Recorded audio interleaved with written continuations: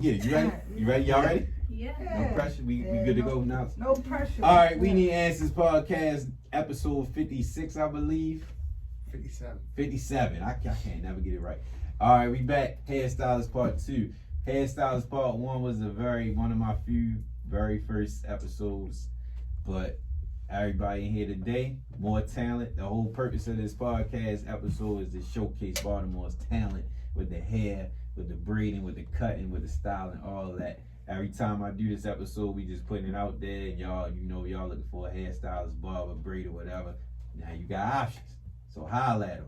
Everybody in here drunk so far, so everything is kicking in early. So we gonna have a great podcast on this Super Bowl Sunday. I don't have no winner in the part. Oh, well, let's ask who y'all like in the Super Bowl, real quick. Who you like? Well, it's never who I like. Who you think going to win? Who you think will win? Tampa. Okay. Who you got now? You know that. I like Tampa. Who you got, Eric? I just want to see a good motherfucking game. You said that. Yes. Karon? A good game. I want to see a good game too. Me too. Who you like? Same. All right. Whoever wins. Well, we'll revisit this Thursday Super when Bowl we post this commercials. and see who won. That's what I want to see. Yeah, like Super Bowl commercials. commercials. All right, so before we get it started, everybody can introduce these. Well, let's introduce ourselves and how you guys started doing hair. We can go left to right. Go ahead, Janet. Breakfast Club. I'm Jan. On Instagram, Jan So Stylish. My brand is the Stylish Click. And how did I get started? In the kitchen. Okay. That's what I want to say. I probably started doing hair in 2nd grade. That's very young. I had 2 older sisters, my mom, family full of women, my little cousins, my aunts. I was doing everybody. I loved it. And it started from... Why are you laughing? No, Don't pay on them, man. Go ahead. It started from the kitchen. That's where it started back in the day. You know, hot comb, curlers, rollers every Saturday, putting the perms in. Right.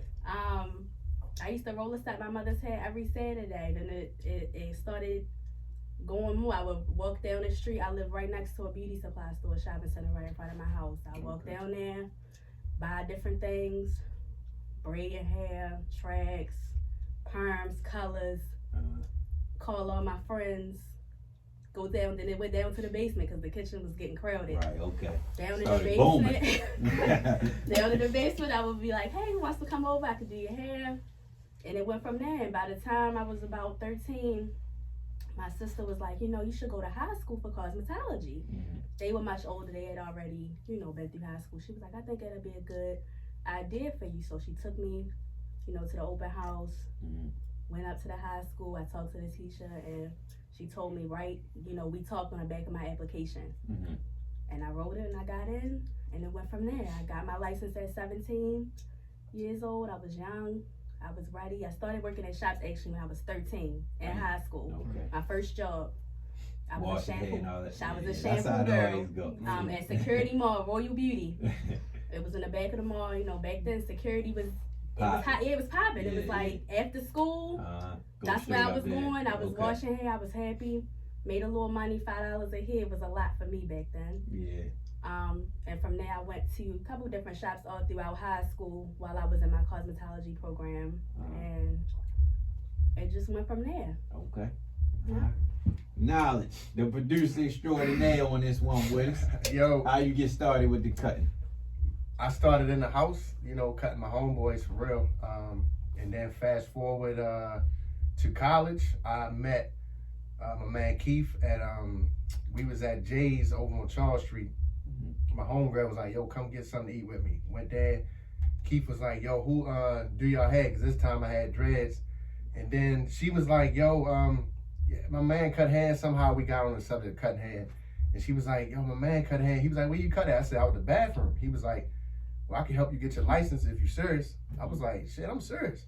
So I was like, I was in my mind, I'm thinking I could kill 2 birds with 1 stone. I can graduate from college, get my degree, and get my barber's license.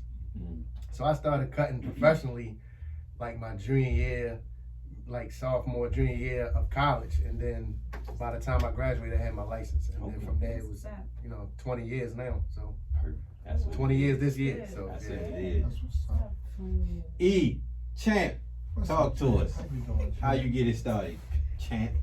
Well, Chan, I never really thought I would ever be cutting hair. Like my guys to this day, like, yo, you really cutting hair? Like, I can't believe this shit. Like, Yeah. and it's just that, it's something you say when you have a son, that you always want to learn how to cut hair, to cut your son's hair. Yeah. So then I had a son, and then he was 6 months old. Then I'm going to the federal penitentiary for quite a long time. And I said, you know what? I didn't, get to learn on the street. So, hey, I learned that I cut my hair, in prison. Mm-hmm. So I started with a razor and a comb. Mm-hmm. And I started doing myself because I don't want nobody messing my hair up. And I started manifesting and perfecting myself. Mm-hmm. Like Jay-Z said, it's no person on this God's surface is perfect except Jesus. Right. But I'm a perfectionist. Mm-hmm. So when I got so nice doing myself, guys would see me in the unit, be like, yo, they would go to the barbershop to get their hair cut, but want me to shape them up. So that was cool. So other guys started sneaking into the unit from other units, taking a chance getting, their hair cut. Mm-hmm. So a dude named Mr. Black, he was about 65 years old. And he was getting old, he was retired, didn't want to cut hair no more in the joint. He says, man, you need to get in the barbershop. I said, man, I'm not to work them clippers. I use them little battery operated machines and a little razor and comb. Mm-hmm. He said, I'll teach you. So he got me in a barbershop in the penitentiary in the feds. And he showed me how to work some of the clippers. So I got used to always asking him, Mr. Black, this one right here? Yeah. He's like, yeah. I put his one blade on. This one right here? Mm-hmm. He's like, yeah, E. So I would constantly ask him even though I knew already. Mm-hmm. So one day he dipped out on me. Mm-hmm. And when I turned around and asked him, he wasn't nowhere to be found. Mm-hmm. So I started panicking, like, shit, man, I can't ask him no more. Yeah. So I already knew the answer. Okay. So I started, manifesting it. I started, and I started getting my craft. Every single day I would cut my hair. When I wasn't in the prison barbershop, I was always cutting in my sleep. Okay. I couldn't wait to get up to do it again. That was my sanity. That kept my peace of mind. Right. And not only I said, when I get to the streets, Mm-hmm. I'm going to be a whole different type of, machine with Yeah. this. Every piece of hair counts. Right. I take it seriously. I take it personal. Okay. Just like my street cred was in the streets, Yeah. I'm going to do the same thing with cutting hair. Okay. So when I came home and I'm getting the salon, Yeah. once I started going around the 5 different barbershops and learning the business, and I finally got my own. Uh-huh. And like you said, it's a blessing Mm-hmm. because everybody I cut, they leave who they're going to, or they leave whoever they was previously getting their hair cut from. And fuck And with then, you. fuck with me. So I had the business for like 7 years, had a salon 7, 8 years. I got tired of it. Okay. I only had the salon for women, Mm-hmm. and I had my own personal shop upstairs for cutting, just to give them, to teach them how to be on their own, or to get their own business. I had one girl one time, she was pregnant the whole 9 months. She was in a bad little situation. I said, you ain't got to pay me boot frame for the whole 9 months. Mm-hmm. I said, but save that money. Right. So that when that 9 months come, you can have so much money in your foundation to get your own shop and take care of your baby. You know what I'm saying? So I really wanted to be mobile. Right. So I started going mobile, Uh-huh. going to people's houses. Yeah. But then I said, you know what? My homie in LA, I was locked up with. He ended up doing a mobile van joint. Uh-huh. And I've been had the idea, Right. even when I had my shop. But I Yeah. said I had to make sure all my girls was good first. Right. I just can't dip in everything else or whatever. But long story short, I started doing a mobile barber cutting. Mm-hmm. And I was the first one Mm-hmm. in on the whole East Coast, the DMV, Northeast region, Okay. everywhere. Okay. Because not saying that everybody is not important, Mm-hmm. but it's just that along the way, Yeah. I had to let some people off the elevator. Okay. And what I mean by that is that an elevator goes up, but you got to let some people off before it goes to the top. Save some of that. Save some of that. Everybody can't ride. Everybody Save can't some of that. ride. You know what I'm saying? The question was how you got Just- Save some of that. No, good shit, yo. So I'll leave it at that. You feel me? You know, yeah. Mr. Rod, how you get trying to put the whole Mr. Rod, how you get started in the hair business? Go ahead. Okay, my name is Karon, Mhm. and my Instagram name is Karon Capillary. Mhm. I've been doing hair for over, I'm gonna say like 13 years. Mhm. I started off as a shampoo girl, and I also I started doing my own hair. I had very, very older parents, and my mom couldn't do hair. Like when I say she could not do hair, so to the point where I got very annoyed with her. Like I used to keep braiding my hair for like probably like a month or 2. They started locking up. Mhm. I was like, you know what, I'm gonna start doing my own hair. I remember my mother, she taught me how to roll hair with newspaper. Mhm. So yeah, my parents was old. She was not giving me no money to get rollers, like newspaper. I was rolling my hair. I was like, oh, it worked. So eventually, I went to cosmetology school. I worked in 2 salons as a shampoo girl for quite some time. And after that, I pretty much branched off on my own. Like, I've had a studio space on Charles Street, not too far from here. I was there for probably like 4 or 5 years. I've seen people come and go. Let's see. I mean, I'm still doing it. Like, thank God. You know, Right, it's paying yeah, the bills. yeah. I love hair. I love doing hair. Eventually, I can see myself being an educator. People always ask me, like, you know, if you wasn't doing hair, what would you do? Most definitely, I would be an educator. Okay. I would want to teach, most definitely. Like, hair is my passion. Okay. And most of all, I started doing hair because I had grew up in foster care. Well, not foster care, I'm gonna say a foster home. I was adopted at a young age. And I seen, like, my mom, she would get kids, maybe like 3 or 4 kids. You know how they go, they come and go. And, you know, a lot of kids' hair was jacked up. You know, like, foster care don't pay but so much money, you know? So it really put an input into myself, like, you know what? I want to do something to make myself happy. The girl was happy. I mean, it might have been like one boy, you know, they couldn't really put too many boys in. It was. But that made me really step up and pretty much do hair itself too. That's smart. Yeah. That's smart.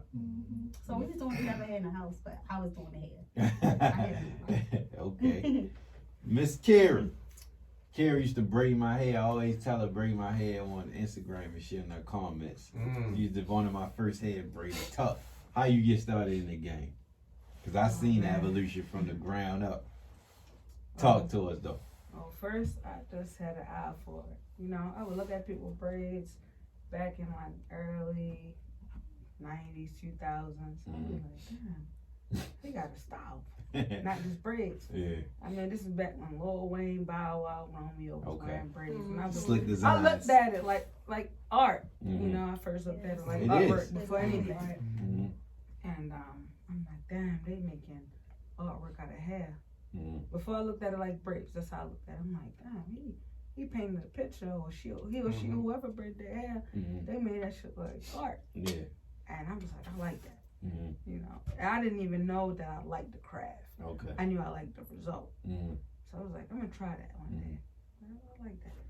You know, and this stood out. And my mother was, I was the only child then for 12 years. My mother was pregnant with my little brother.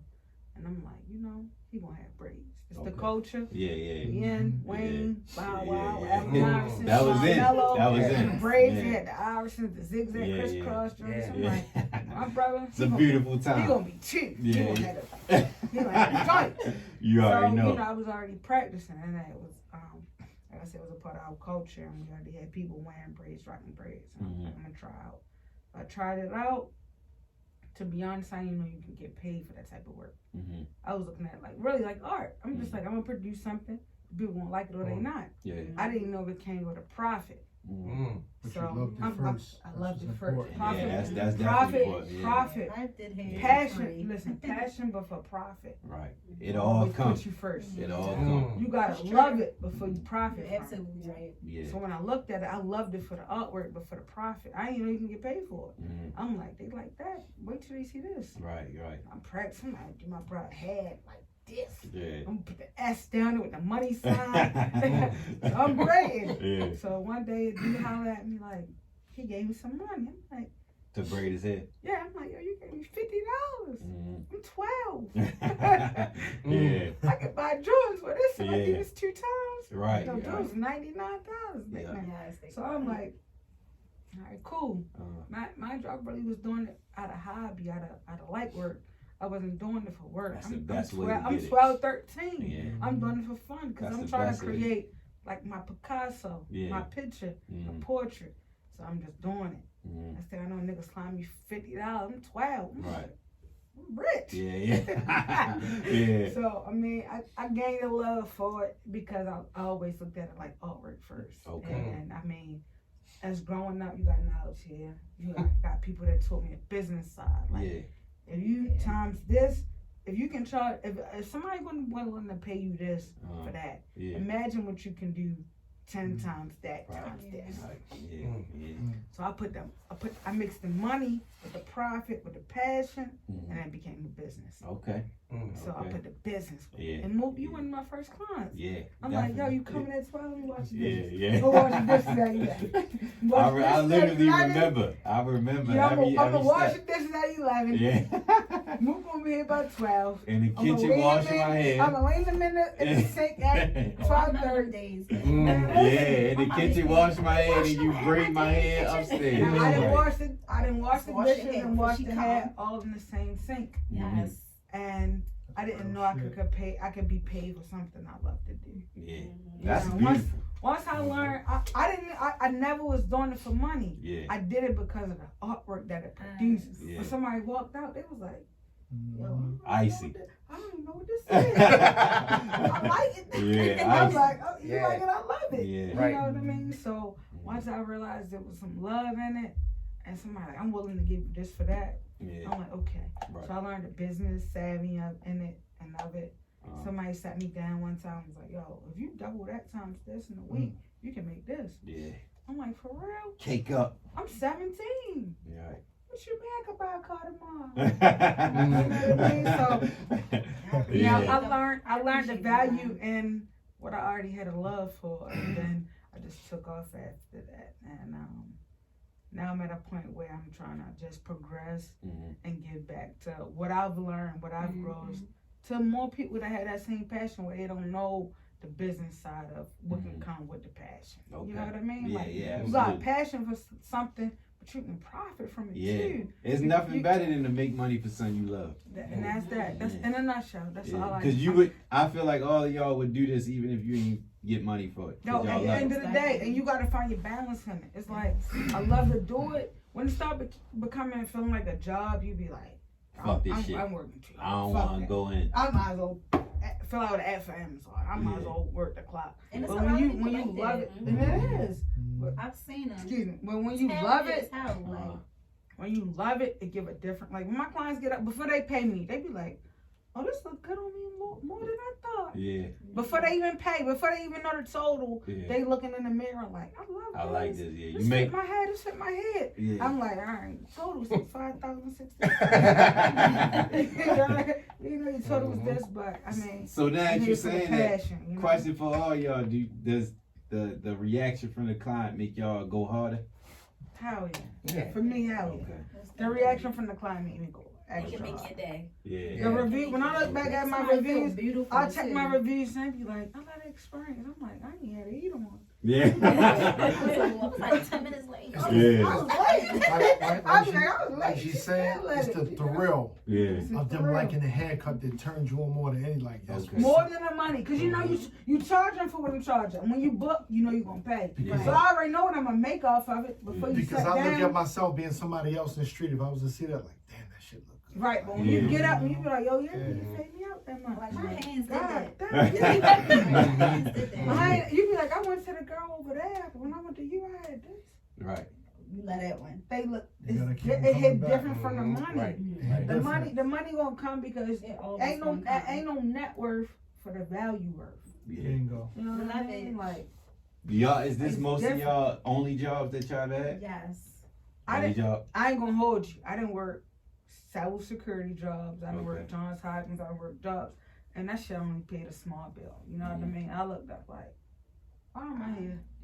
No, my ass worked a lot of jobs. Man, I used to work, before I became a barber, I used to work at Sam's Club in the freezer, stocking the freezer from 4 a.m. to 12 at noon.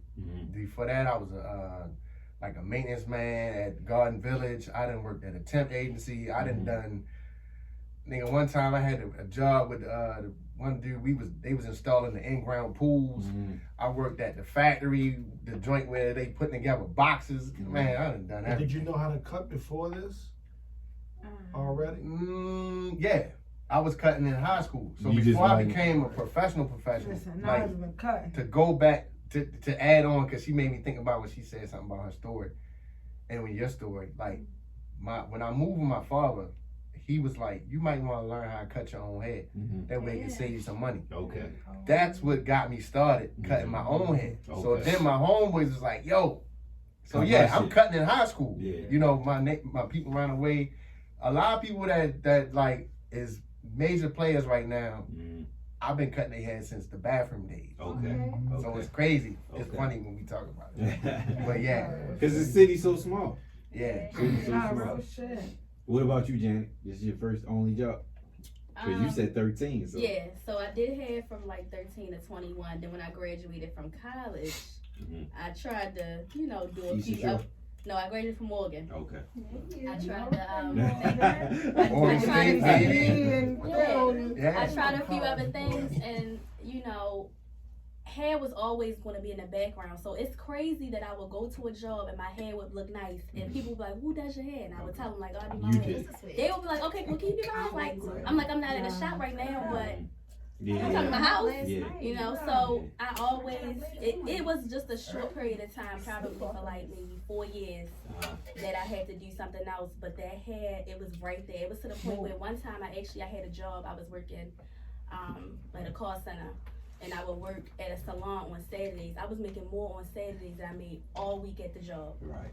And I was like, you know what? That's crazy. It's time to go. That's crazy. One day. Because I go ahead. And I loved it. So it wasn't just the money. It was like I loved doing hair. It made me so much happier. I used to feel trapped in that like corporate life kind of. Just like you it felt like you was just like in a box. Yeah. And another thing, like you said about being creative. I'm a creative. I'm an artist. I'm passionate. I don't like doing the same thing every day. Yeah, I want to live, and I feel like hair allows me to do that. That's what I appreciate about y'all craft, because y'all can do everything at your own leisure.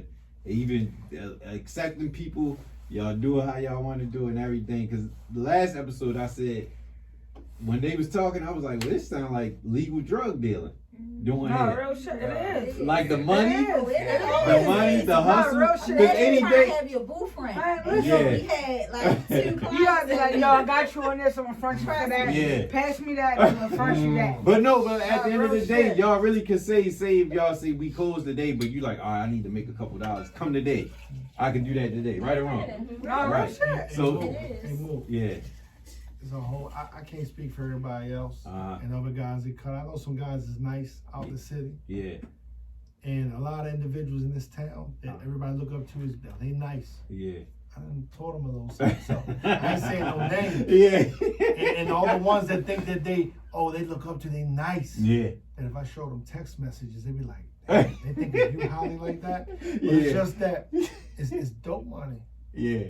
Yeah. It's not a Real dude. shit. It's Yeah. not a dude in this fucking town. I be seeing y'all on IG, a lot of the hairstyles look like they selling drugs. Move. Y'all shining. Y'all really we shining. really get to it. Yeah. Yo, like, Yeah. with no cut And that's cards, also right? like when I was doing hair and when I first started getting clients, I would spend my money like every day. Lord. Like, Because you know you get it back. next day. Yeah. But then it had to hit you like, Check. You oh realize what you Lord, making, she you said break you're that getting down. all these Yeah. clients, Yeah. booth rent going up. I'm Right. like, what? Right. Booth rent going up. Oh yeah, your client, you Mm. using this, you using that.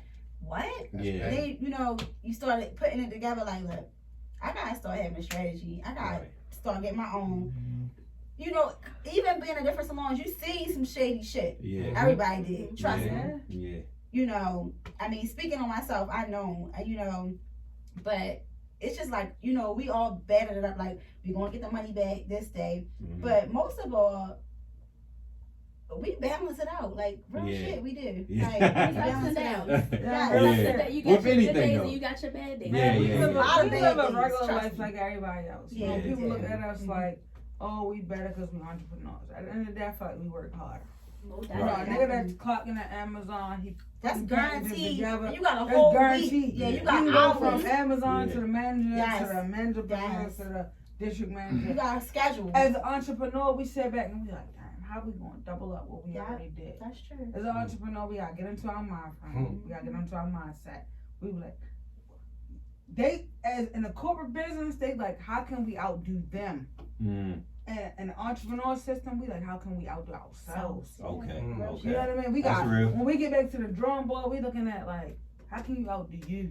So once you get a know what I certain, mean? Like, once you get your clientele a certain That's way, different. you can't really count your money ahead of time. a clientele. No, you can never count your No, money ahead of hell time. no. That's where Never. you messed up. Okay. Never Let me- count your money You ahead count of your time. money before Let the me- client's let me- looking at. let me- You gotta see the vision first. You gotta be like, Yeah. listen, Cause she might not I come see tomorrow. what I got now. Okay. Right. But it's you against you all day. It's- It's always you against you. It ain't never against you Yeah. against you about the other barber, Nah. about the other barber, stylist, about the other braider. Yeah. It's always you against you. Okay. As an entrepreneur, it's you You hurt against yourself. you. No, just like, don't Always. count your eggs before they hatch. True. Yeah. That part. I know I can make $1,000 a day Mhm. Right. Then what though? for what I get charged. But right? then what?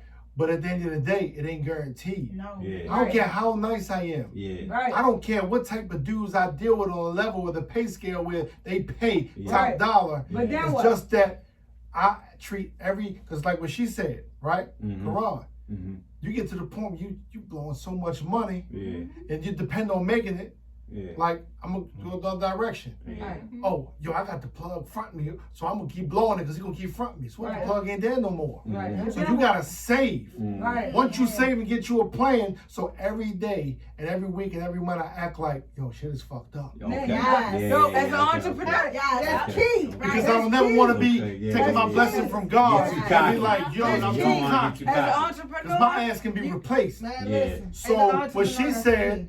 you know, Right. Kera, what she was saying is that, like you said, I don't count my eggs before they hatch. True. But you True. got some dudes be like, And I feel they like, count the money before they even get their client in and the I chair. feel like now that social media is so popular with everybody that do it, it's like you can't really say that because anybody, you can see a page one day and be like, oh, she do good, she do good, he cut hair good, I could go to him or I could try her. It's Like- money everywhere. But Yeah. see, that's where Money the everywhere.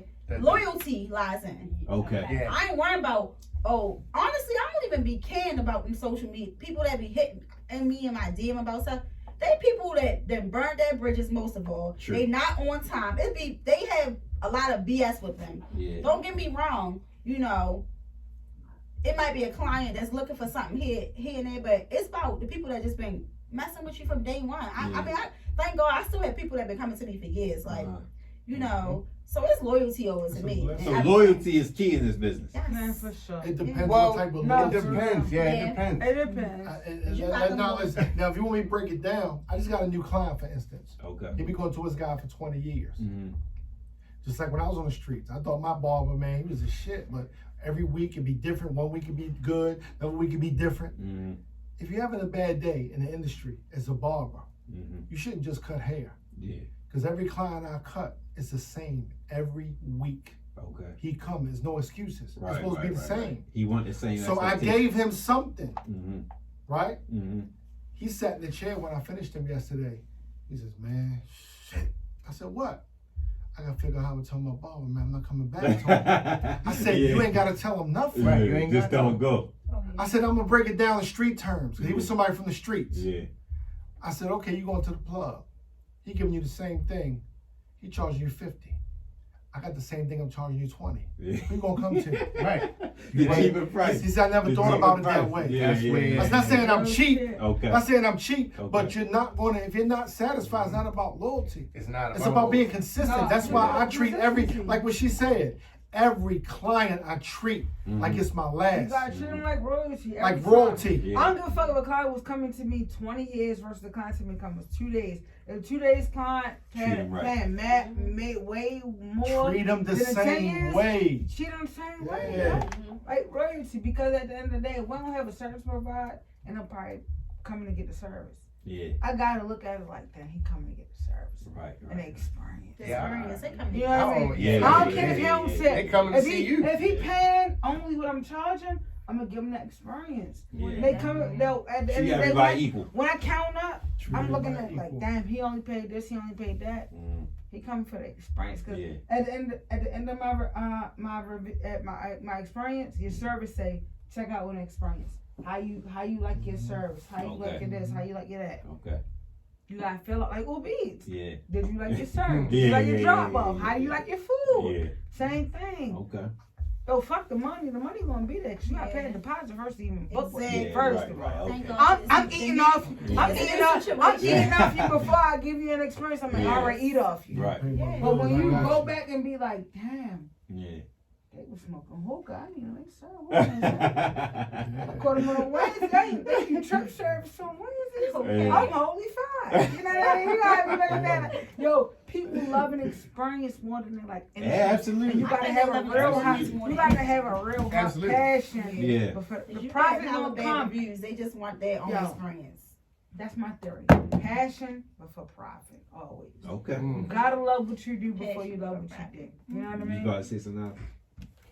Yeah, I was gonna say I don't bank on loyalty because one thing I learned early on was, you know how you're in a shop and one day you cutting somebody, then maybe the next week you come in there and your man shit. Okay. And you can't feel no kind of weight. Like that was something me and my man always established.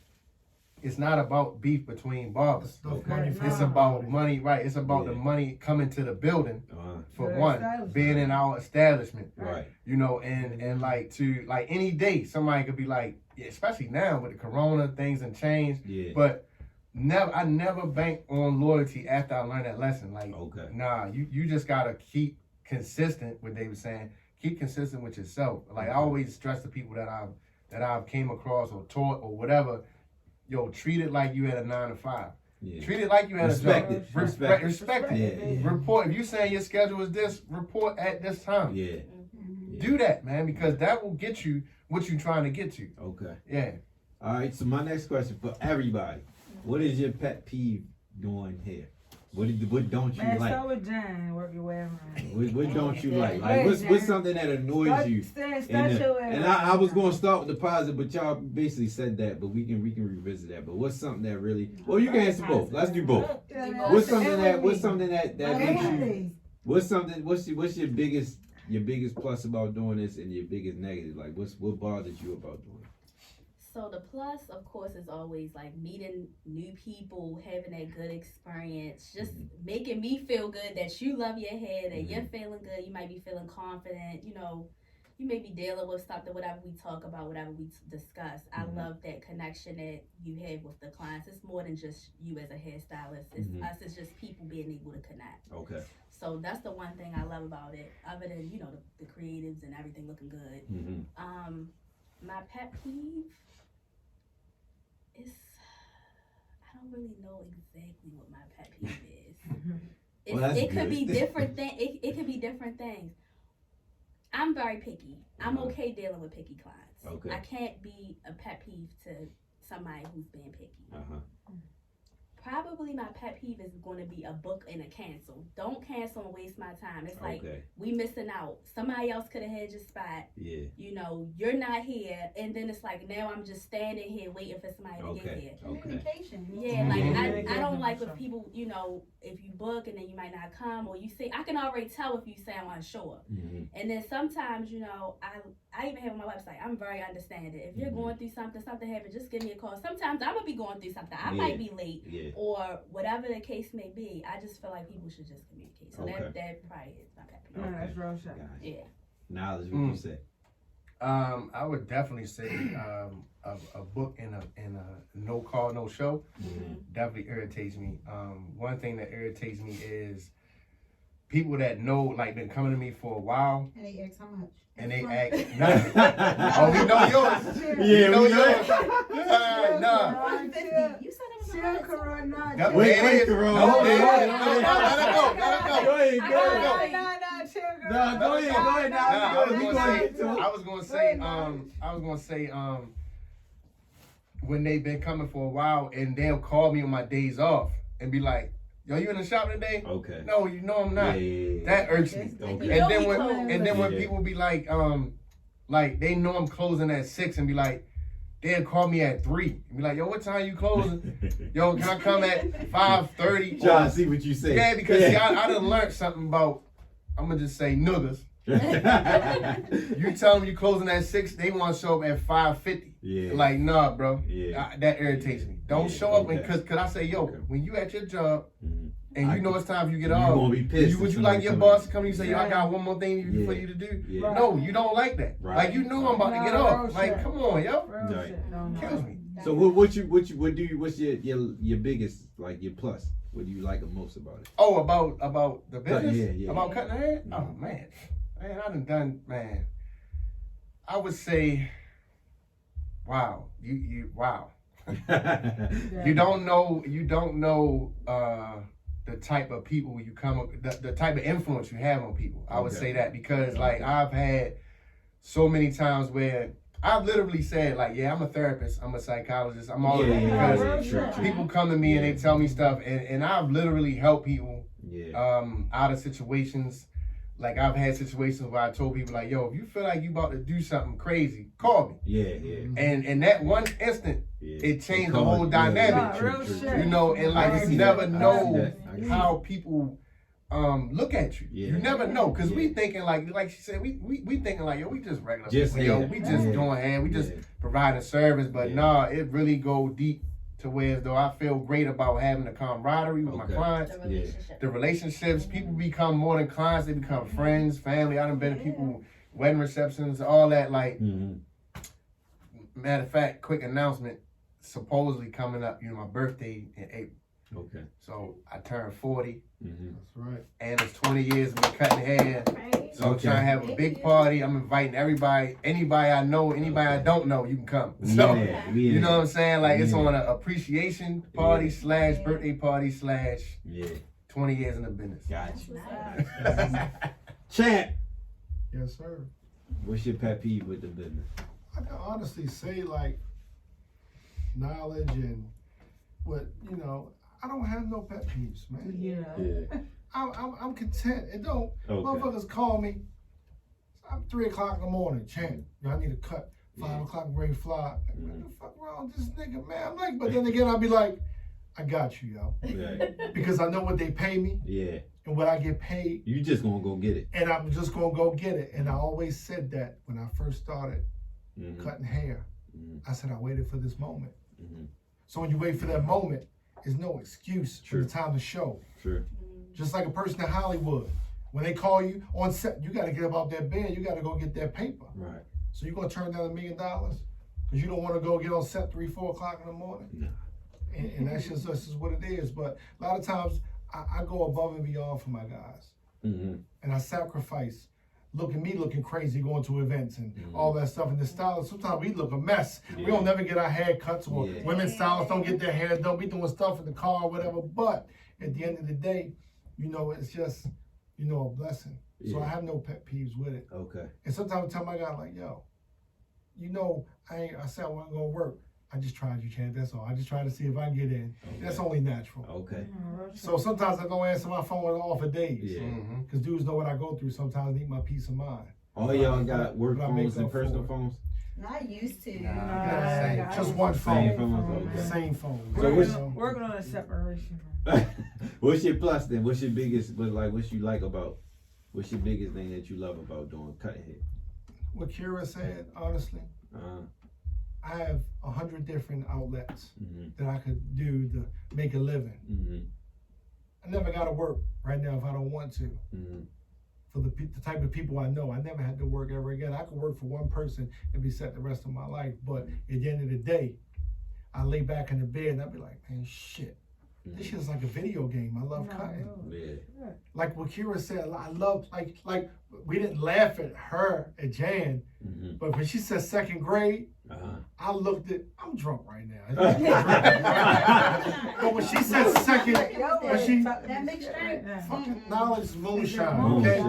And I really drink. But when she said second grade, I tapped Knowledge's leg. I'm like, damn, that she true to this shit. I humbly respect you. Right. Because I taught myself in the penitentiary. And I love it. It's a passion. It's something I think about in my sleep. That I can do what others can't do. And it's different. My name speaks for itself. Even in this town, it's like I commend any female hairstylist and braider because what she said, that shit ain't easy. I be looking at that like, damn, that shit mean. Right. When the Allen Iversons and everything else like that, and then when you realize you can get paid for something that you love. In the penitentiary, I did it to make my brothers feel good. Even though I got paid, but it made them feel good. Like, a nooker. But he said, a nooker walking around in a penitentiary with a life sentence. Yeah. He made him feel good than a motherfucker. Okay. Damn, thanks, E. That's worth a lot. Yeah. Yeah, it is. I kept him from killing somebody. Yeah. Cause of his He hair. never stabbed this nigga, yo. He keep on bugging. Well, cut his hair, don't worry about it. I got you. Yeah. I made him It's feel. therapy. I made him feel Mhm. different. It's Man, emotional listen, that I want to almost cry because Self-care. this is passion. Self-care. Yeah. I love this shit, right? Yeah. Even though I get burnt out, Yeah. Oh, yeah. but every last one of us in here, and every stylist out in the world, we might get burnt out.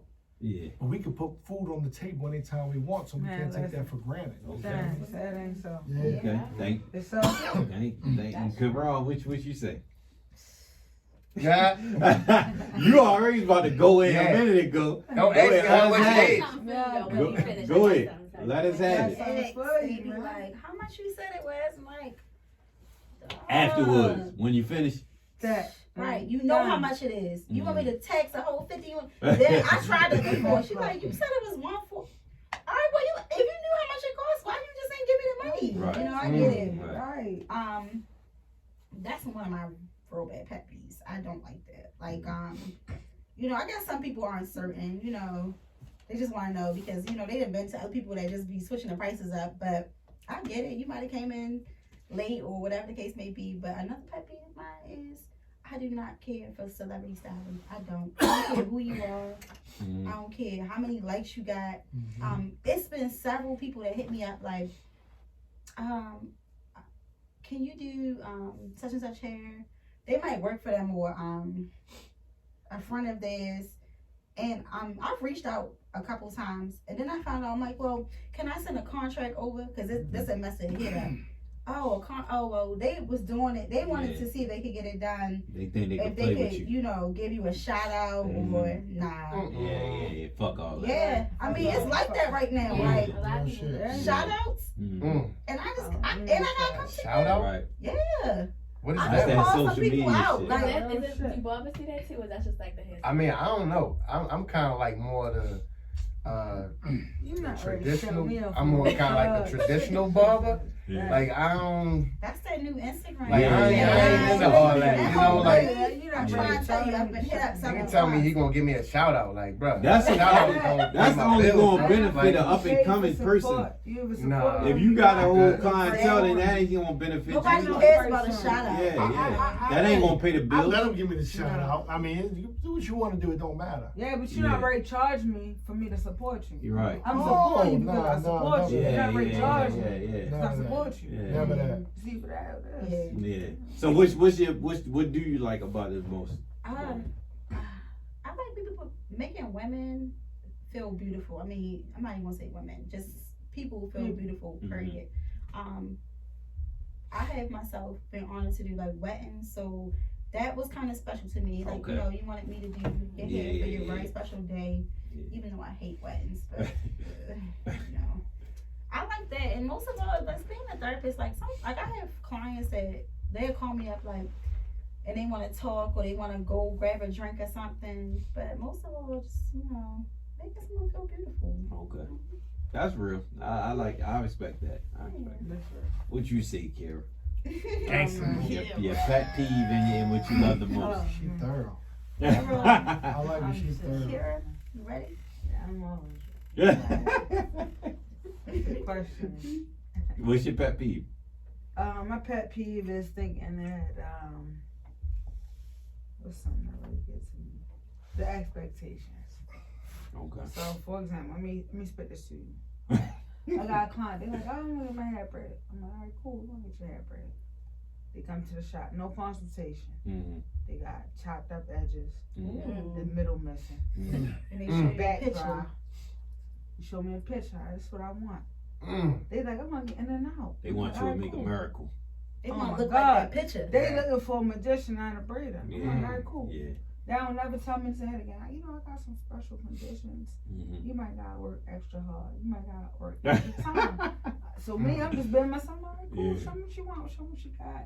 I got you. They come in, back missing, middle dry, the edge is gone. I'm like, yeah, you want to be out in 2 hours? Yeah. It's 9 hours. It's gonna take some time. Yeah. You That was gotta work with definitely me, good. baby. I'm like this. And they want to look like that picture. And they only want to pay my fee. Oh yeah. Definitely. You only want to pay $150. This is $289. I'm like, dang, you didn't even bring the hair. So that's borderline disrespectful. At the end of the day, I feel like consult with me. Important. If you know that when you look in the mirror, you got some shit going on, let me know that you got some shit going on. Because at the end of the day, as a hairstylist, I feel like people looking for accuracy, and I'm looking for experience. I'm looking at when you sit in my chair, I'm trying to give you the best of whatever you're trying to get. But the accuracy is a time for them, and mine is the experience for me. That's real. That's real. You know what I mean? So I'm trying to give you the best of whatever you had, and you looking on your clock every second to see how long you want to get that whatever you looking for. But this take time. But just talk to me. Let me know that you got the spot missing. Right. So I can know to book you the extra 30 minutes. Yeah. So they come in like, man, I just permed me yesterday. How do you do perms? But because you're trying to, you know that braids. Right. I just permed me yesterday.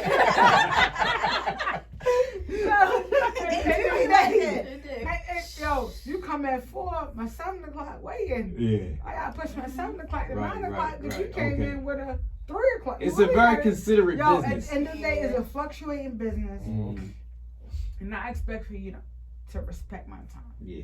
If you you coming in with some type of condition, calculate that time. Yeah. For example, as a barber, if you coming in, you got alopecia, you want me to blend that in and fade that out. It take longer than a regular consider cut. that's just different from a regular cut. Yeah. I feel like my pet peeve is that people don't think for us. Right. We gotta think for those Okay. people. You know what I That's mean? real. Yeah. I And see when that's we- true.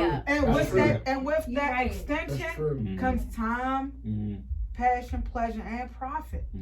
And we gotta put the time. Yo, I spent. So when we tell you the time, your cut was $150. Well, I booked for the $60 style. No, but you had to get the shade in. You had to fade out, and you had to get something to say, but with the wig on it. I ain't charge you for the wig. Right. I just do that there because They don't forget some things that you add on too. That's why I just feel loyalty like the thing. expectations I'm be done. here. We already provide here, Yes. but the expectations be here. Right. And I feel like because we always want to make a name for ourselves, because not that we try to outdo the competition. I feel like every stylist is me versus me. I don't feel like every stylist is competing versus the next stylist. I feel like we see other stylists. Yeah. It's like, well, you in here, you in here. But I don't feel like y'all looking at each other to see what can I do better than she doing. I feel like you looking at better than what can you do that you better. For yourself. You know, for yourself Yeah. at the end of the day. Yeah. And that's how I feel as a braider. I'm like, what can I do better for me? Right. Always And learn. they don't, as a customer or the consumer, they don't calculate that in. They just look at it like, oh, you got a reputation of a whole, you better do it. Yeah. You know, They ain't considerate. So at the end of the day, when I'm picking up a phone, they're like, how much am I told? I'll be like, sold a $9,600.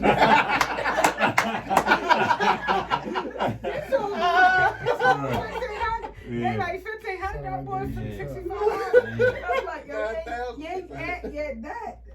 All that You know shit what I come into mean? play. It's the patience, it's the time, it's the dedication. Right. Okay. So mine is like, yo, give me the same respect I'm giving you. I pushed back 3 clients for you, but you didn't know that. Right, you ain't know that. I don't gotta text you and say, earlier. hey, I'm gonna squeeze you. People text me on a Friday and be like, can you squeeze me in? That's that loyalty. And I'll be like, you to me. came to me for high demand, but you ain't thinking that I actually squoze you in. Yeah. I squoze 3 other people from 8 a.m. to 12 p.m. Yes. So you can get in at 2 p.m. to be You out by want to 4 get p.m. squares in. I tell them all the Man, time, listen. yo, I'm not sitting here waiting to cut your hair. I ain't sitting there. I ain't sitting here for you, waiting for you. I got other people coming, Right. I'm bro. here for me. They be on some I'm here selfish for shit. me. Yeah, they was telling Man, everybody I'm want here to get for in me. and out. Yo, it's a And you want microwave something culture, that yo. Man, that part. definitely Microwave, they Man, microwave listen, everything like my on man there. Niledge said, y'all want microwave culture. I got easy bake oven. Hey, yo. You are I can't stand this girl right here. Say it again. Say it again. They want the easy bake oven. Yeah. I'm gonna tell you something. My dudes know what he just said, right? I'm gonna squeeze it. Listen, nigga, I'm gonna squeeze you in. Yeah. You late? If you late, Oh, he done. You done. You go to the back of the line. Okay. See, I put my clients on probation. Real And motherfuckers that know me, then you gonna get a haircut for 3 months. Yeah. I don't care if you go to Joe Blow, go whatever. Right. And guess what? right? And to Joe get Blow. back in, Mm. nigga, you gotta give me $1,000 just to get back in. You gotta You gotta pay a fee. You gotta pay a fee. And they already know when I tell That's you, real. yo, damn, E. Cause the nigga ain't gonna play about their head. I got video footage right now on my Instagram. Mm-hmm. I was like, yo, I'm sorry, champ. You the best. You the Yeah. best. Same On, love. I said, you gonna do this on in front of everybody. Yeah. You the best. Cause you ain't gonna, a That's nigga and a okay, woman man. is, Yeah. they're not gonna Man, play about their I head. flipped the phone around, text messages like, what can I do to get back in? What you mean? I need you to sign an application, COVID test, and everything. Yeah, real I need to shit. know something. Because that Real day you shit. didn't respect my time. Like, Yeah, I'm giving time is everybody. important. Listen, when I Time wake is up and I come important. to the shop, I'm Mhm. like, how can I make this person day the best? Fuck what I charge. What I charge is posted. Mhm. What I'm giving is different. Yeah. If I wake up and I drink my protein shake, I work out, I'm like, I'm gonna get it. They don't even know what they do. Yeah, yeah. I mean, I worked Yeah, out yeah. this morning versus. Yeah. Yo, Yo, I she- give my she- clients energy. When they get their hair done, they be like, oh my God. I'm like, Yo, she's so fucking. you know what I mean? I Like, always it's love her, different. yo. Like, She real as shit. no, Yo, getting your hair I done is seen an her when she experience, went. yo. Oh, Speaking my of God. COVID, how has COVID affected y'all business? Now, I'm gonna It's speak nice real for and you go me. on the board. Me? Mm. I'm structured. Yo, I ain't gonna lie. Clients come in like, yo, what happened to the seating booth? I'm like, ain't no seating. It's you getting hair wash. Yeah. You get hair wash, you get to the front chair, you get blow dried out, and you in and you Or out. out, You yeah. always wanted this. This is your birthday. Okay. You get your hair, you Okay. in and you out. They're like, what about the seating? Ain't no seating. Mm-hmm. If you at the bowl, is you clean? Is you Yes. dry? Mm-hmm. And listen, you get in and getting out. COVID has been actually Wonderful. best. They come in with a mask. I ain't got no mask. You ain't get a shirt. You better go to the corner store get your mask. And I feel like it's more structured. Mm-hmm. It's more discipline for people. Yes. Cause we lax on that. We're like, oh man, he 20 minutes late. I'm gonna get him, man. I fuck with him. We go to the club. And back in the day, that same man I take a chance to, bro, he don't respect my business. No. But I'm gonna make her respect that shit right now. I'm getting in, I'm getting out. No real shit. People come in my shop and be like, yo, where the seating chairs at? Ain't no seating. We can get you in and out. One at a Like you time. always wanted. You always wanted this. Mhm. You always wanted to get in and Yeah, out. yeah, Now I'm yeah. gonna give it to you, but they looking for that vibe. I want to sit and I want to smoke cooler. No, ain't Yeah. with your mask, with your mask up, Yeah. with Just the gotta mask tighten say, up. shorty, put your mask Shorty, put your up. mask up. Yo. Put your mask up, Put you your know? mask So, up. I mean, I appreciate, I'm not saying that being a pandemic was the best thing, but reaping the benefits was the best thing. Yeah, okay. Gotcha. So, for me, I keep it clean and simple. Get in, get out, keep it moving. Okay. You know? Alright. That's that and that. Miss Karon? I'm gonna speak on when COVID first started because I'm not gonna lie, I had anxiety personally. As far as everybody knows that a lot of hairstylists, some of us doing it illegal, some of us doing it legal. Mm-hmm. We don't get paychecks, so it was very hard for those couple months. Right. Everybody knows this. And at a serious point, it was either like you take a risk to pay your bills, so like a couple people come in your house, or you go in the shop and pretty much, make ends meet. It was very hard. I mean, speaking on myself, it was very hard for me. I had to really take my savings and like figure out what I was going to do. I'm like, I'm in a house, I can't do nothing. I'm thinking about how to make my next dollar. I do hair. It wasn't like I was operating something else to do, or I know I'm gonna get this check because unemployment won't come through. No, it's not like that. Right. I took my savings and I was like, I'm gonna get some hair, I'm gonna make some wigs. Okay. Yeah, That's like smart. I was in the house making wigs. I mean, I remember to the point where as though I sold a wig for so cheap. It was even like, all right, she ain't money for this price. It was the last wig I had. I'm like, look, I'm gonna take off like maybe like $100. Bam, got the, it was a gamble, but it was so hard. Like, I'm super, I knew something was gonna come behind it. I'm super blessed behind the fact that when we did open up, because the salon I worked at, we opened up to the end of June. So that was from March to the end of June. I remember Father's Day came up, and I still wasn't working. And when I did open my book back up, clients was rolling in. They was like, you know, when can I? They, you know, like this was a blessing, real shit. Like it was a blessing.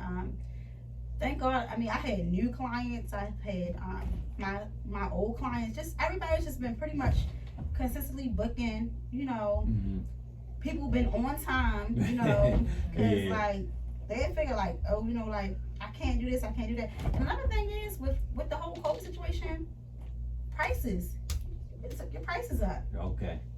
I mean, okay. Yeah, it took the prices up. Like, yeah. Because I mean, a lot of people had a breaking point mentally. I'm gonna say this on myself because I myself experienced anxiety, and thank God I came back from it. A lot of people don't come back from stuff like that. You know, like it's hard. Like, you know, I thought like, what the hell is going on? My heart throat tightening now. What the hell is going on? But it was just the fear of not knowing what was going to happen next. You know, and like we explained about the whole COVID situation, it's like some of us is out here doing head on just trying to make ends meet, but in reality, you putting yourself in harm's way. True. Sacrificing your life. So it was definitely hard, but people dropping like flies, you scared to death. Yeah, and then you want to just get money just so you can pay the next bill, you know? Yeah. Okay. Thank God everybody is here. Right. You know? Champ, what'd you say? I shut down for like, cause people was dropping like flies. It was like, wait a minute, what the fuck is going on? Like, I want to make sure first, and all these movies we watch, Outbreak and this, that, and the third, I was like, man, this shit real. So she ain't the only one with anxiety. Right. Keeping it real, I'm a thorough motherfucker, but I had anxiety. I was like, these motherfuckers shut down the sports entertainment's world. Yeah. You don't know. All the talks. Everybody know. All the talks and being in prison all them years about, yo, they gonna come with a new world order and all this shit. I said, yo, this shit is happening. Shit is shutting down. So what got me through it mentally, that I'm more stronger than maybe her and the others, because I done been in an incarcerated situation. Okay. So to me, it's still like a part of freedom. But I said, these motherfuckers finally doing this shit. And it's going down. So I shut down for 3 months. And thank God, you know, blessed that I had the money to fall back on.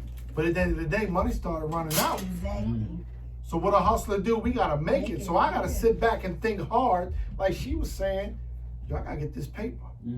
But all my guys are straight up. If they sick, they gonna let me know. Right. So I had to go out here on the ledge to cut, and every client, it's like my life was a life and death situation. It was scary.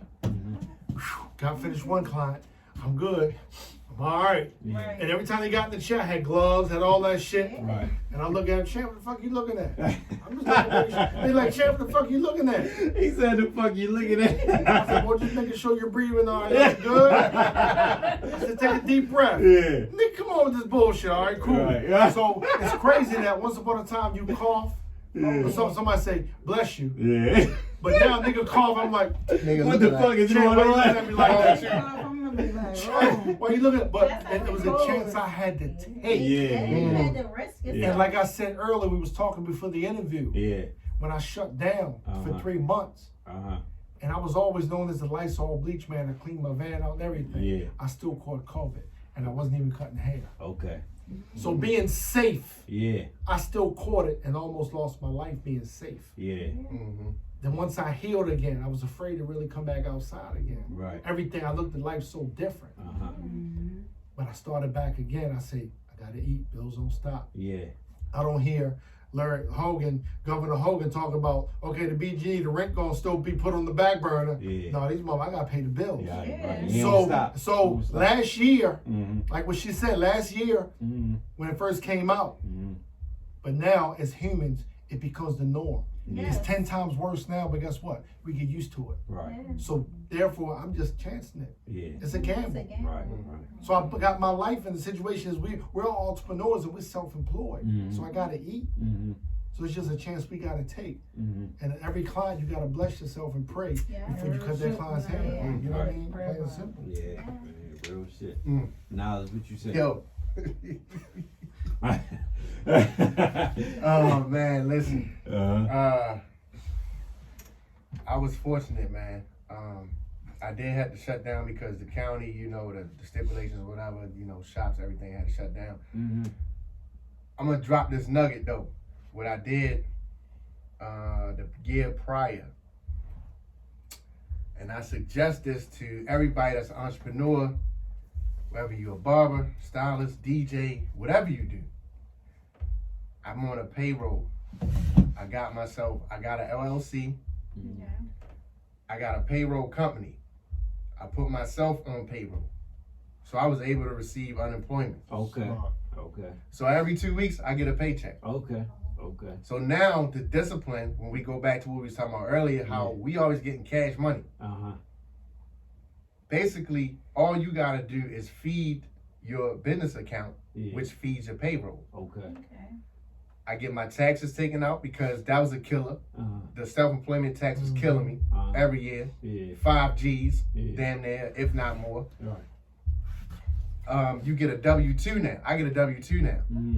Right? So I suggest this to everybody. And the real benefit of it that made me do it. You all right over there? All right.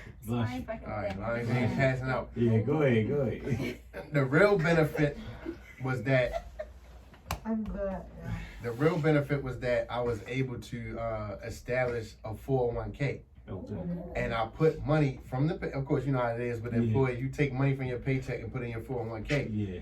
Because I'm the business owner and the employee, I could take whatever percentage from my paycheck. So my child support come out of there, my 401k come out of there, my taxes come out of there. Now, mind you, like I said, during the pandemic, it changed things because now it's like, yo, I had to scale down because I closed for a minute, and then what I did was I used another situation to kind of say, you know, for my peoples that was like, yo, what you doing? What you doing? I know you got something shaking. So I made it happen. I wasn't telling everybody. It was only for the people that was reaching out to me. And I still was able to maintain because my, so the payroll company basically is at your leisure. Okay. So I hit them up like, look, suspend payroll until I say when.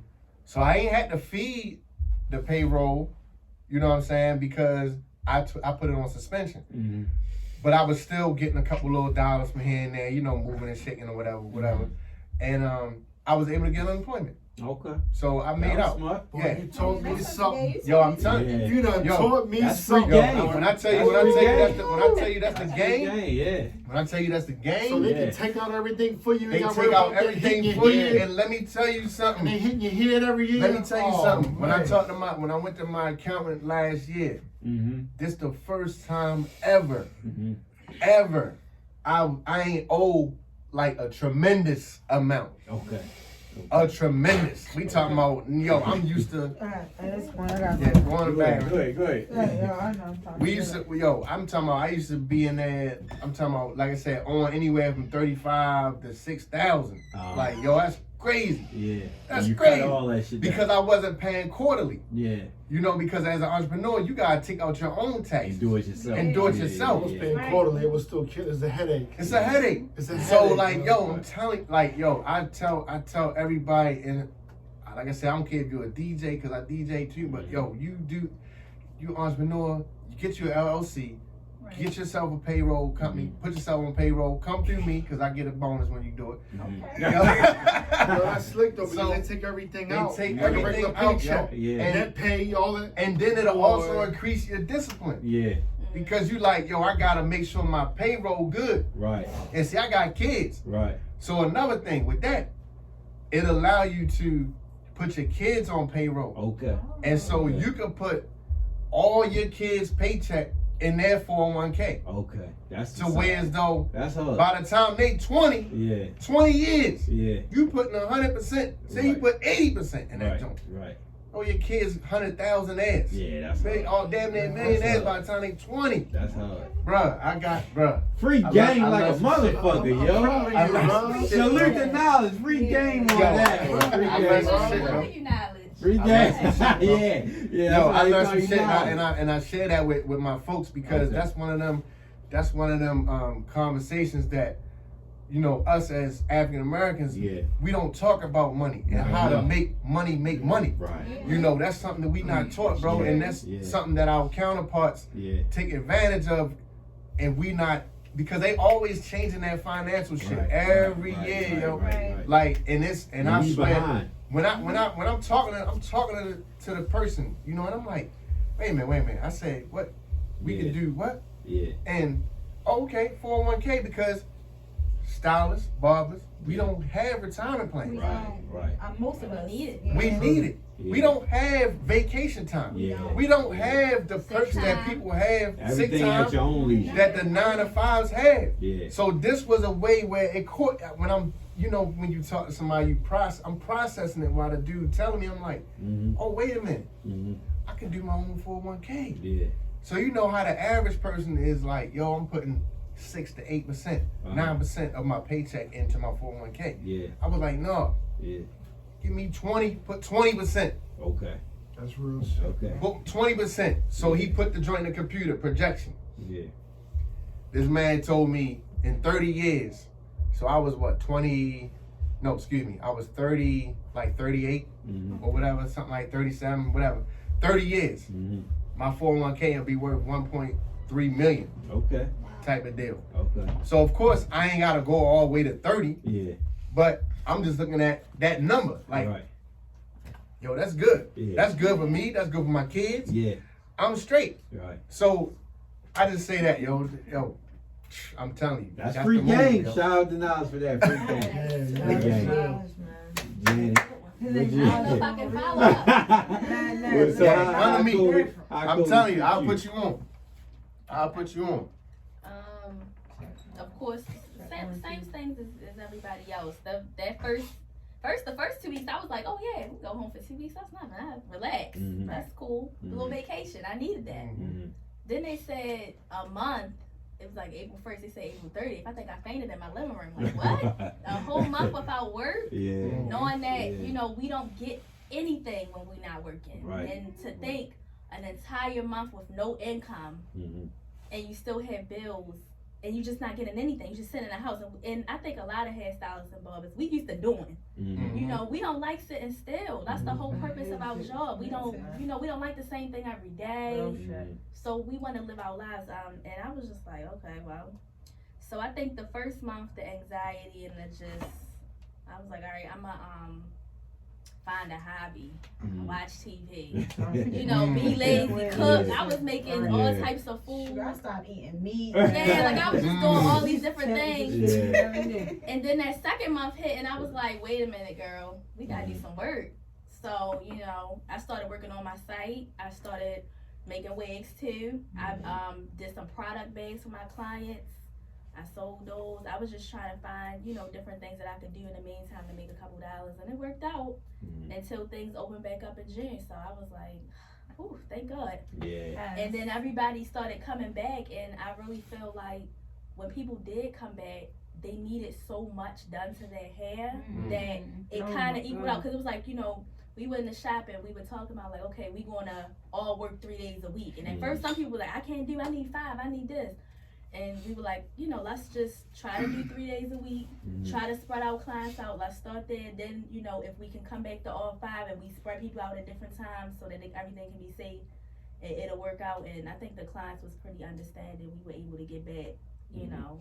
It's not perfect. It still has its days because people don't have money too. That's another thing. A lot of clients, they're going to tell you that they're cool with you. They're going to tell you their finances. They're going to say, hey, I want to come in, but I only got I want something that's 100 or less because I don't have a lot of money. So my kids is home.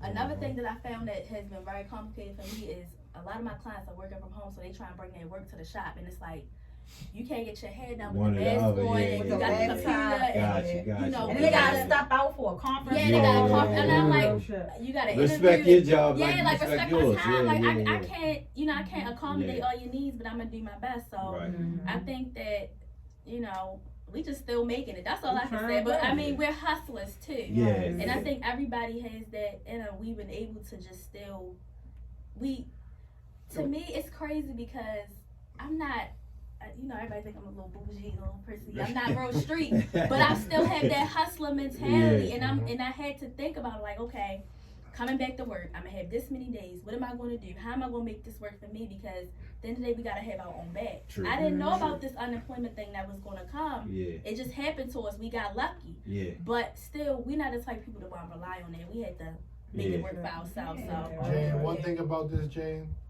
this COVID shit really, whether you bougie or not, it woke your ass up to a reality and scared the fuck out you to the point that, yo, can't nothing fuck with her. We gonna do this. Yeah, and the hustle. Yeah. Prime example, not to Well, jump off the that's how hair everybody- situation, but Go to ahead. mothers, as to mothers, when they shut down, like I said, sports and entertainment's world, when they shut that shit down, I'm like, these bitches finally did this shit. It's coming, they trying to shut everything down. When they shut the schools down, mothers panicking, families, I'm gonna work, what I'm gonna do, how I'm gonna lose my job, kids. But how the government know? They'll adapt. They'll get used to it. So 85.9% now only with their children going back to school. They realize how their children want learning shit.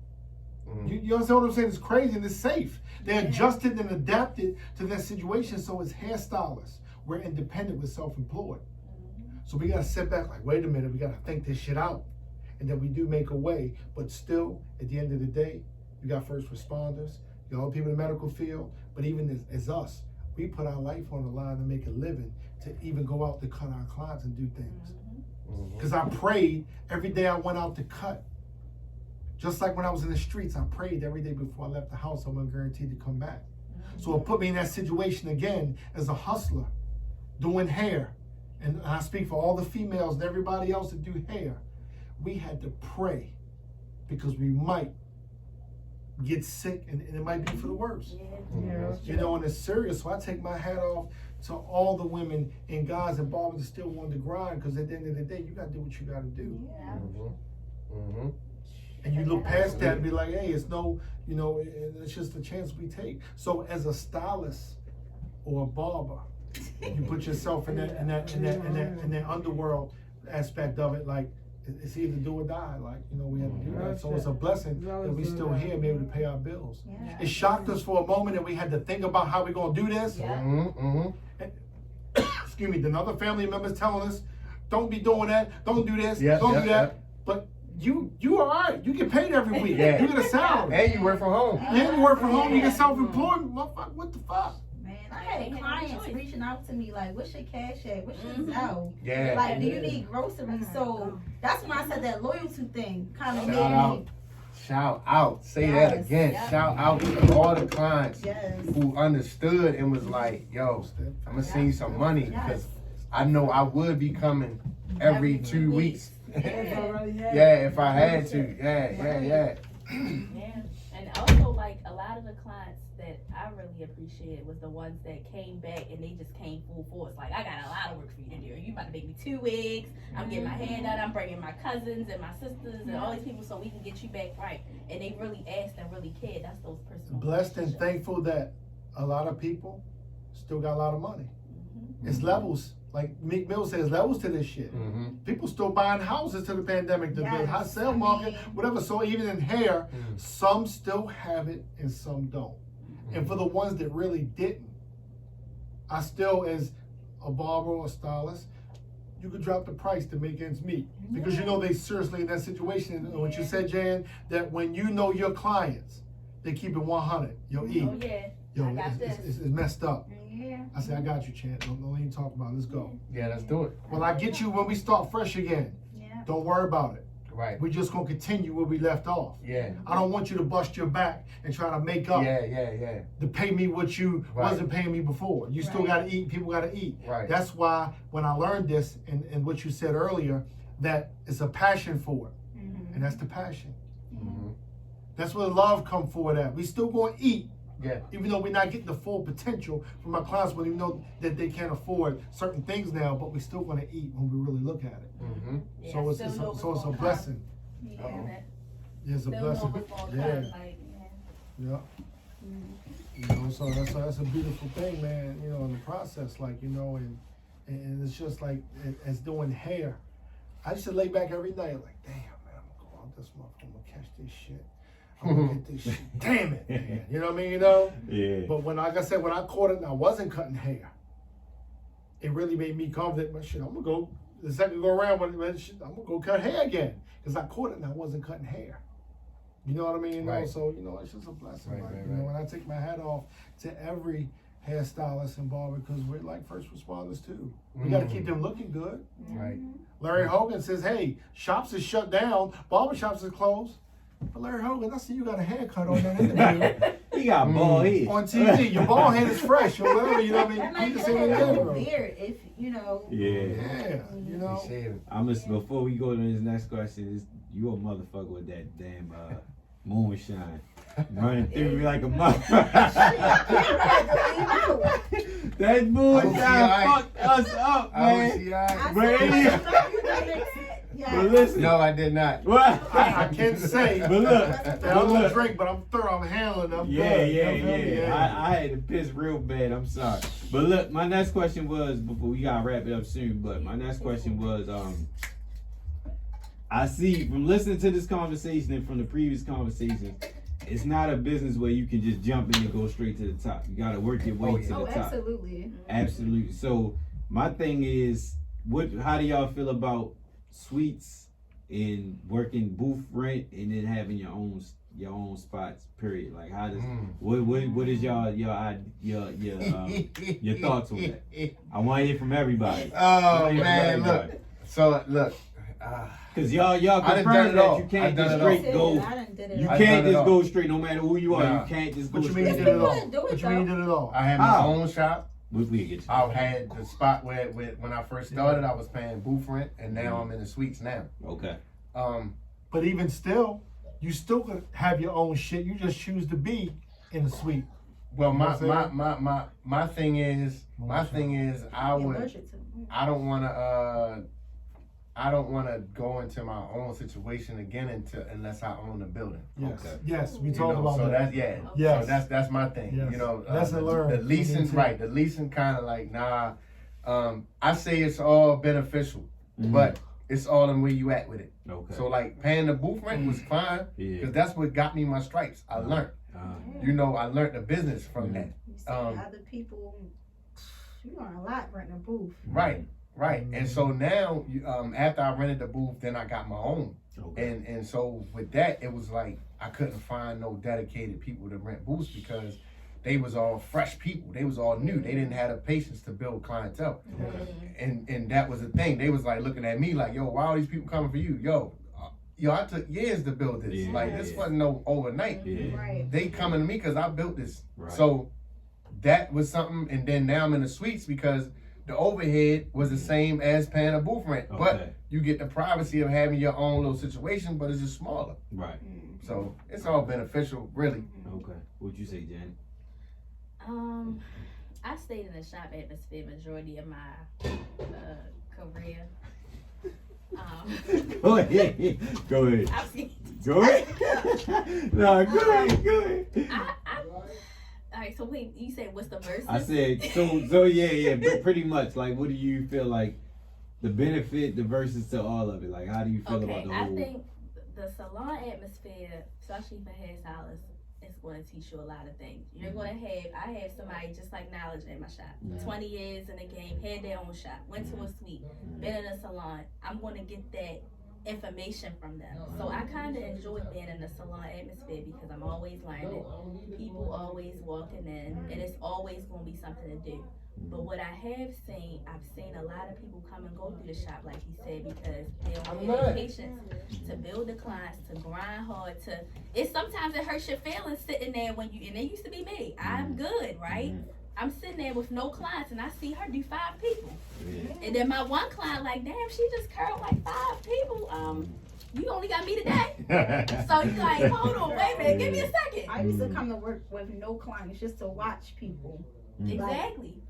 Just to learn. Just to watch. Like that's how when I started, I was a shampoo assistant. And then I got a chair and I would come to work. I didn't have clients, I would just watch. Like that's how I learned. And sometimes some of my coworkers didn't even know I ain't had no clients. They're like, wait a minute, I saw you doing. I'm like, look, I'm washing my own hair, my bundles, I'm making wigs, I'm doing this and that.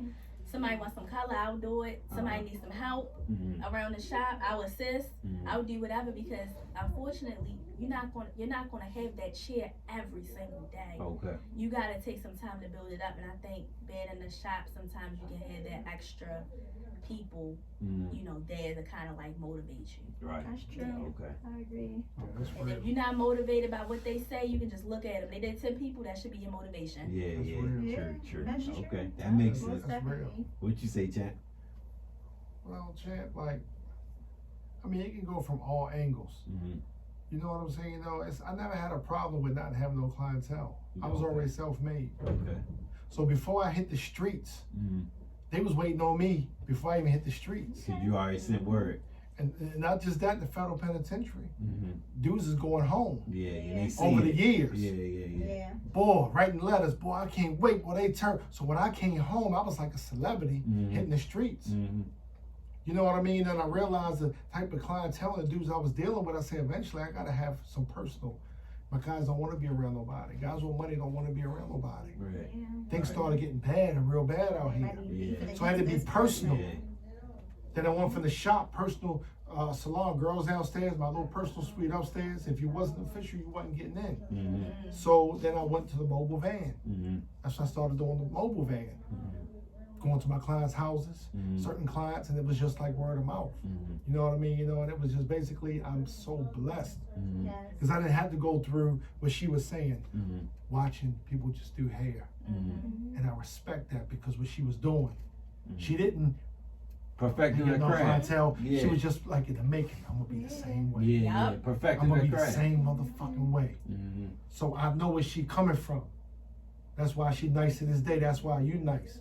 You know what I'm saying? You know, and it's just that a lot of people are afraid to really tell that side. Mm-hmm. You know what I'm saying? You know, I'm not, and not to be sarcastic and arrogant. You know what I mean? I tell clients, man, sometimes I cut people off because I got more where they came from. I'm sort of like on a street mind level. I'm the plug. So I'm the plug. I don't care if you don't buy my shit. Sometimes you gonna buy my shit, but you still might not like me because I'm nice with it. Right. You know, but I'm blessed. These hands are blessed. I thank God every single night about my hands. And as a stylist and barber, you can't get your hands registered. You can get insurance on your hands. Right. Just like boxers. Boxers have insurance on their hands. Yeah. Floyd Mayweather, Yeah. Javante, you got insurance. As a stylist and as a barber, you can get insurance on your hands. If something ever happened to your hands, you can get benefits. All right. Adding Okay. to Okay. what Niledge was saying, Yeah. because he hit me to the part where you could take out and what he said earlier. Yeah. Yes, He probably helped a whole lot of motherfuckers. so with it's that. a passion. You Yeah. know, it's a passion. Yeah. It's a passion, man. Any way Right. you look at it, you know what I'm Okay. saying? And I'm blessed. And I also with the ones like the individuals like how you started and how you started, it was a blessing. Because it's funny how I say I always wanted to cut hair, but I had my son. Some people say, oh, it took him to get holy, to get into the Bible, to go to prison. But sometimes, maybe it ends up that way. It takes certain things. Sometimes to make you, maybe it was my destiny to go there to get to learn the word, Right, to get you right, that way you right. to respect everything else. Absolutely. And as a woman being a hairstylist, man, that's tremendous work. It is not easy. Yeah. None of that is not easy. Real shit. You might make a lot of money. You do it with her 500. I'm like, whoa. That's why I say, you know what? I gotta up my prices. I'm dealing with these type of dudes. I'm gonna get paid what I know I'm supposed to get paid. Exactly. Now, I'm not saying what I get paid, but trust me, for one head, Yeah. I get paid for one head. But sometimes one girl might get for a stylist, a female stylist might get for doing a weave. Right. Yeah. Right. Because I only cater to certain individuals. Yeah. Not saying that people can't afford me or whatever. That's just real. Like, you know? Yeah. Yeah. All right. All right. What you say, Karon? I'm gonna speak on what you just said about you cater to certain people. I'm not gonna lie. At one point in time, I felt myself. I was like, when I'm gonna say this, just from sitting and watching other stylists, I'm like, oh, she drive a nice car. Her clients, they all got nice jobs. They nice looking. I want them type of clients. Yeah. That's the type of clients I want. And when you focus on that and you keep those thoughts in, I don't know if anybody ever read Law of Attraction. Yes. That's the type of input you gonna get. Yeah. If you want negativity, Yes. that's You're what gonna you get gonna get. negative. Yeah. But that was what I'm like, okay, I want clients like that. And when you visualize those type of clients, you become that person. If you want clients that got nice jobs, nice cars, nice places, you gotta be an example of it. You gotta be an example of it. That's just what it is. I mean, thank God, just leveling up and having a decent type of clientele, they put me in a really good position because I have some clients that be like, well, I do this and I can do this for you and I can do that.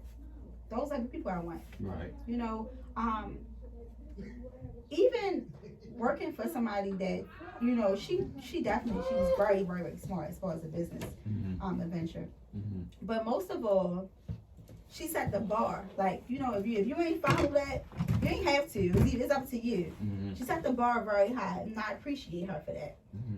So it made me think, like, look, I gotta set the bar high. Mm-hmm. Like, I don't work in some salons. You'd be like, shh, I don't like this, Right. But you just want to get your clients in and out. So, and I've had a suite before. I love the suite. Then I realized I came in the suite one time. But the lights, people got problems too. The lights out. Yeah. She didn't even tell me the lights out. So I gotta girl, they must be closed. I gotta go home and do you. Mm-hmm. And then I gotta knock $20 off because I'm taking her to my house. So the question, I'm gonna tell you the question there, but I'm gonna say this real quick. A few weeks ago, I was in a barber shop. I hope the nigga don't hear this, but he ain't my barber, but the nigga that worked in the barber shop that I work in, there's only two of them. Okay. And a nigga girl came in, his baby mother came in there. This is the first time I witnessed this. His baby mother came in the shop. It was like, apparently they had an issue. And they came in there, she came in bitching, beefing about him with something. And he was like, yo, go ahead. He had a little kid in the chair. I'll never forget this shit. Had a little ass kid in there. The kid ain't buzzed. I was like, damn, sure they ain't even cry nothing. The little kid was sitting in the chair, ain't budged. The girl came in there fucking with him like, you going this. He like, go ahead, I'm at work, blah, blah.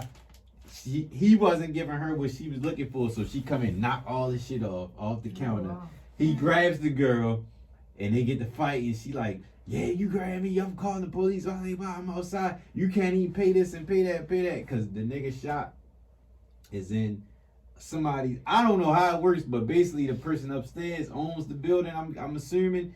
He renting it out, but he's not paying the bills like he should be. So that business was put out there and all that. My barber, he cut my hair, he grabbed this shit, because he be doing his thing on the low. So he grabbed this shit left.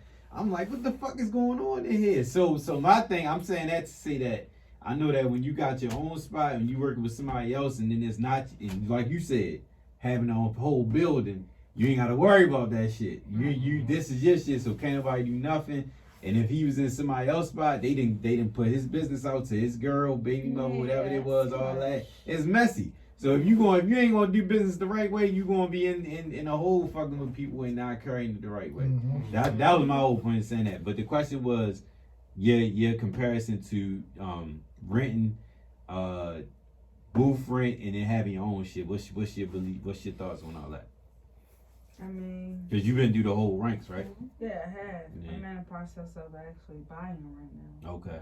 So just so I can have that that authority over having my own position on everything. Right. Same thing. Mm-hmm. I mean, when you create your own business, you create your own stipulations on everything. Yeah. And you know what you want and don't want in your establishment. Mhm. I mean, whatever my client's going through, that ain't my business. Yeah. You gonna show up on time or you gonna show up.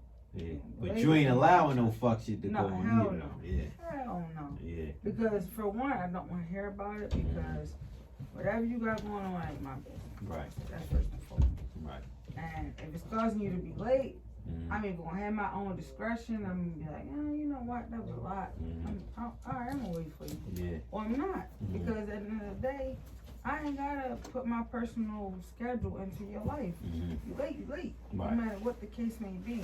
Right. I mean, as stylists, we get used to, or inadvertently we get used to conforming our lives into our clients' lifestyle. We're like, oh, I've been with her for 10 years. She's my home girl. I know she's been beefing my beef for 10 years. Yeah. That means For 10 years. You know what I mean? Like, Yeah. you know, like, Yeah. you know, it's inadvertently we get adapted to our client's lifestyle. Like, and we become therapists. We become psychologists. We become everything our clients need us to be, and we don't even ask for it. It just happens that way. And it can be a blessing and a curse at times. Mm-hmm. But I mean, moving forward in life, I feel like the less I know, the less I gotta worry about. True. So I let my clients vent, I got but I don't answer back. Right. They'll vent. Oh, my baby fall. He the reason like my son. He's sick. I'll be like, You're right. I still need mine. Yeah, at the end of the day. So I mean, for me, I try not to take the personal with the business. Right. Business always first. Yeah. The person will come thereafter. Right. And you like to lean that little shoulder and just like. Yeah. Shoulder you can lean on. Yeah, a little bit. It's a thin line. Yeah. With all due respect, everybody that comes to me. Yeah. That's because sometimes clients aren't even to their friends. Yeah. They're even to the stylist before they get to their friends and Because family. if they feel like you ain't gonna judge, they gonna feel comfortable. No, we don't. We like, what you getting? We be like, what you getting? But what happened? Yeah. Make you feel He good. get what? Mm-hmm. You getting a side bar or middle bar? Right, especially something like that. Yeah. So, I mean, Yeah, I tell my clients too when they start doing that. Sometimes I'll be like, you want the real answer or you want the fluff answer? Yeah. the fluff. Because I can give you the fluff because Right. you might not want to hear the truth. Mhm. You know, a lot of times. I tell the truth all the time. I give it to him raw. Hey, Champ, you ain't got no cut cards. I said, nigga, I ain't out here in the real world. I know, You ain't getting no second chance. I said, damn, Champ. I learned that I learned that a minute ago. They respect. They do. That's why I tell them, I like, don't yo, cut what no you cuts, want? say, You yo, want the Shane. fluff or you want the real? Yeah. Yeah. I don't give him that opportunity. So, I don't give him no fluff. Straight up and Yeah, I down. give You him know the what you fluff. I get give him when the you come fluff. in. Yeah. All right, well, knowledge is moonshine has fucked all of us up. Oh my God. Tell me. I just had to pee like a motherfucker drinking all that shit. But Oh my God. anyway, in closing, let's go around because, like I said before, we just showing the talents of the city got the offer. So you like what you hear, you want to try some people out. Now is the time to check out their social medias and reach their contacts so we can go. Jan, you can kick it off. Your name and your Instagram, how they get in reach. Jan So Stylish on Instagram. I have a website link on there and a phone number. Okay. Knowledge the Barber. Common Minds on Instagram. COMMENMINDZ. Actually having to wear the t-shirt today. Right. My Yeah, you first see the t-shirt camera. I made. You see the camera. Yeah. What was the question? What? The No, ain't no Instagram. question. The moonshine got Put your me. Instagram, yo. Push it. How people can get in contact with your Instagram. Oh, Eric Live Life, EricLiveLife. I'm doing a wheelie on a motorcycle, Okay. right, on my page. And that's how you get in touch with me. Hit me on the inbox, outbox, it don't matter. Okay. You know, my page is open. Out. Okay. And by the time I Outbox. Miss Karon. All right, my name on Instagram is Karon Cavallari. It's spelled because a lot of people misunderstand my name. It's Karon, like the Holy Quran. It's Karon. And my page is open. You can shoot me a text or a DM. And I also have a website. It's Karon Cavallari. Okay. Yeah, it's your turn. I'm just Kera. But y'all know me as These Hands. It's These Hands. Yeah. Where the S's are, replace it with a Z. Z. These Hands. Yeah. And Only everybody, one me is only one way. everybody's open for booking right now. You know? Okay. Yeah, book All right. me. So if These you Hands need it, underscore. you need a new braider, new hairstylist, new barber, holla at my peoples here. This whole purpose of this episode was to shine the talents of some Baltimore hairstylists and show them that we got a lot to offer. Every episode is a show. We got more often than just drugs and violence in Baltimore. We got a lot of talent. It's a serious city. We offer a lot. Everybody bring a lot to the table. And I just want to keep showing that all the talents and everything we got. So if you got anybody that y'all recommend, send them my way and I'm gonna put them on and you can vouch for them. So yeah, just plug all these people and I can vouch for everybody in here. I don't put anybody on here, so I can vouch for everybody. Good energy, good people. Everybody that's in here talented at what they do, and vouch and people that can vouch for them. So proof is in the pudding. But like I said, you can check the Instagram. Oh, and also I keep forgetting. If you need any services or products promoted, definitely could do drops on this podcast, or let me know, DM, text, whatever, call, however, let me know, I can promote your business. And then we signing out. Everybody's drunk, everybody's pissy in here. Super Bowl Sunday. Super Bowl Sunday. Check the beginning of the podcast, and you could count us out on who we think gonna win or not. And we gonna check back next week. This episode gonna be out this Thursday. We Need Answers podcast. We out. Thanks.